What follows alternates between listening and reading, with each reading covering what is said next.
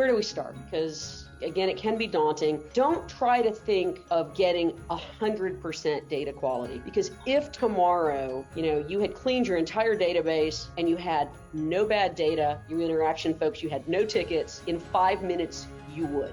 That's how quickly it changes. So don't let the, in law firms, the perfect is the enemy of the good. Oh, we can't get it exactly right, so let's not do it. No, break it down into small, manageable pieces and start with an assessment. So when we work with clients, the first thing we say, let's assess the mess. You don't need to clean it all. Let's be respectful of your budget and figure out what are the high priority places to start. Top clients, people on lists for the seminar next week. Base your budget on where you're going to get the most bang for your data quality buck, so to speak. And what can we automate?